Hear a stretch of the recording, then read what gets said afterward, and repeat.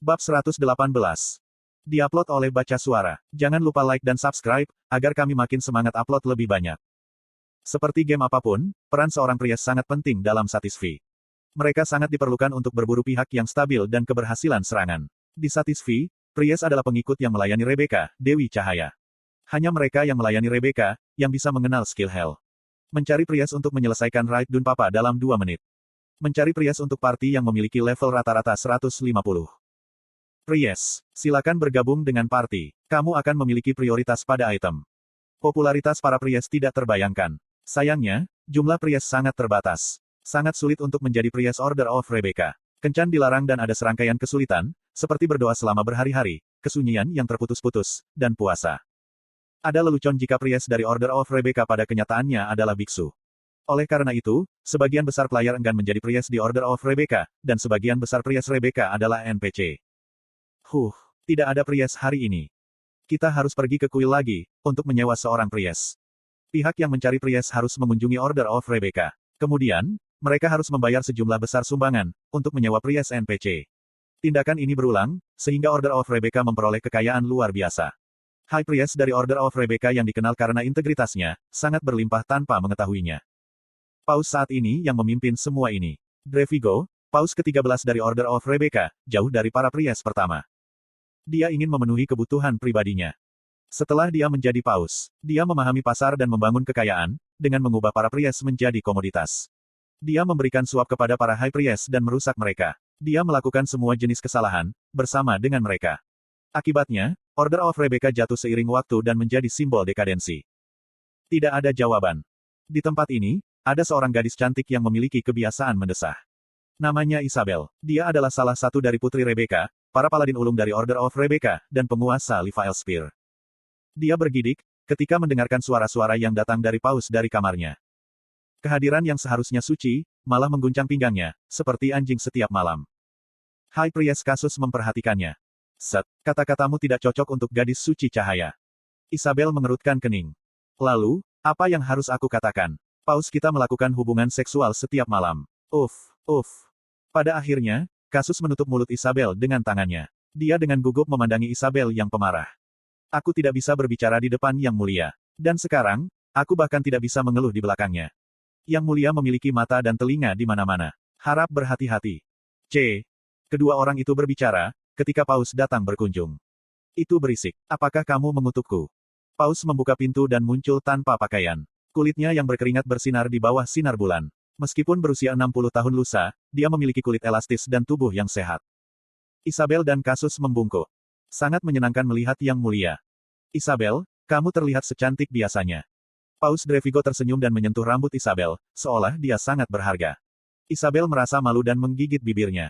Dia ingin melepaskan tangan Paus. Tapi dia tidak berani, jadi dia menelan amarahnya. Dia dengan hati-hati memohon. Yang Mulia, pasti kamu sibuk dengan para wanita itu di tempat tidurmu. Apakah tidak apa-apa, membiarkan mereka datang untuk berbicara denganku? Tidak peduli posisimu, bukankah terlalu berlebihan untuk menghinaku? Paus yang tersenyum, menarik tangannya dari rambut Isabel. Orang lain adalah Paus, jadi Isabel tidak berani menunjukkan ketidaksukaannya. Aku telah menemukan, mengapa Order of Yatan menginginkan Divine Shield. Ada fenomena di mana Divine Shield dapat dipenuhi dengan kekuatan Dark Magic. Kemudian, kekuatan ilahi yang sangat besar dari Divine Shield akan dikonversi menjadi Dark Magic. Order of Yatan adalah berpikir untuk mengubah Order of Divine menjadi senjata mereka. Paus menunjukkan minat. Kegelapan berdiam di mana ada cahaya. Sebenarnya, bukankah kekuatan suci dan kekuatan gelap memiliki kompatibilitas yang baik? Kita harus mengambil langkah-langkah, untuk mencegah mereka mendapatkan Divine Shield. Kita harus mengingat semuanya kembali. Metode pembuatan Divine Shield telah menyebar ke beberapa negara dan keluarga, yang dekat dengan Order of Rebecca. Di tempat pertama, seorang Priest Rebecca diperlukan untuk membantu membuat Divine Shield. Mustahil bagi seorang blacksmith untuk membuatnya sendirian. Jadi Ordo memahami mengapa, kapan, siapa, dan Priest mana yang digunakan untuk membantu membangun Divine Shield. Tidak akan sulit untuk mendapatkan kembali Divine Shield. Aku akan mengarahkan para paladin untuk mengumpulkan Divine Shield dari masing-masing negara dan keluarga, kata Isabel. Biarkan orang lain melakukan pekerjaan kasar. Aku memiliki sesuatu yang lain untuk kamu lakukan. Petik 2 tanda tanya petik 2. Paus membuat ekspresi yang bermakna. Aku menerima pesan ilahi tadi malam. Dewi Rebecca mengatakan, jika salah satu putrinya akan mengkhianatiku cepat atau lambat. Apa artinya? Apa yang dia maksud? Isabel memiliki perasaan yang tidak menyenangkan dan menegang. Sementara, Paus memerintahkan dengan senyum dingin. Dapatkan Rin. Dia pasti pengkhianat yang dibicarakan Sang Dewi. Aku bermaksud menghukumnya. Isabel tidak setuju.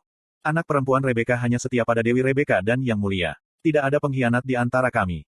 Rin ada di sebuah kuil, di sebuah desa kecil dan belum menjawab panggilanku 3 kali. Bagaimana dia bisa melakukan itu, kecuali dia berpikir untuk mengkhianatiku. Pada akhirnya, Isabel tidak bisa menyembunyikan kemarahannya. Tentunya dia punya alasan untuk tidak menanggapi panggilanmu. Yang Mulia, apakah kamu yakin pesan ilahi yang diberikan kepadamu benar? Yang Mulia, aku tidak tahu, kamu bisa mendengar pesan ilahi. Sungguh lancang. Konten iklan. Paus meraih tenggorokan Isabel dengan satu tangan. Kemudian, dia berbicara dengan cara yang mengancam. Kehendakku adalah kehendak Dewi Rebecca. Apakah kamu tidak mempercayaiku? Isabel telah dibesarkan di Ordo. Seperti Priest atau Paladin lainnya, dia telah dilatih untuk memiliki kesetiaan mutlak kepada Dewi Rebecca dan Paus. Itu adalah jenis pencucian otak, jadi dia tidak bisa menentang Paus. Bahkan, jika dia secara inheren berjiwa bebas. Aku percaya kamu. Isabel nyaris tidak berhasil mengatakannya. Kemudian, Paus melepaskan tangan yang mencekiknya. Dia tersenyum ramah padanya yang tampak menyeramkan. Aku akan memberimu 2 hari. Bawa Rin kembali ke sini. Koang.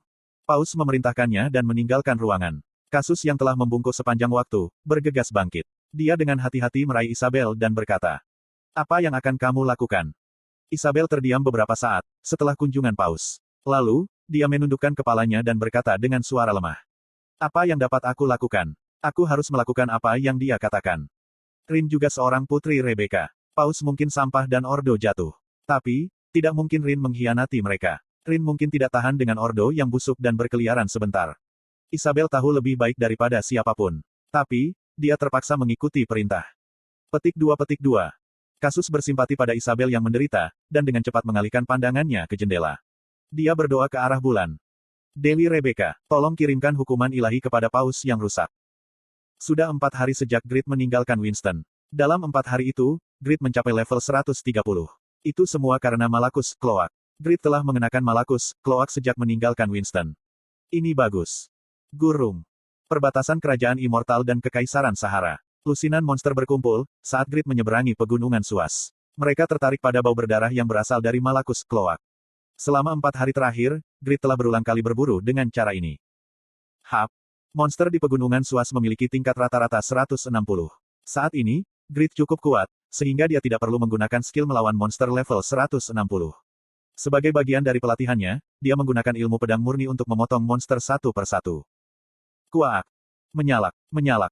Tubuh Grid adalah fenomenal dan melampaui batas manusia, berdasarkan statistiknya yang luar biasa. Tubuh Grid bergerak sesuai dengan kehendaknya, memungkinkannya untuk menampilkan ilmu pedang, yang tidak mungkin. Bahkan, ketika dia masih seorang warrior. Sukakak.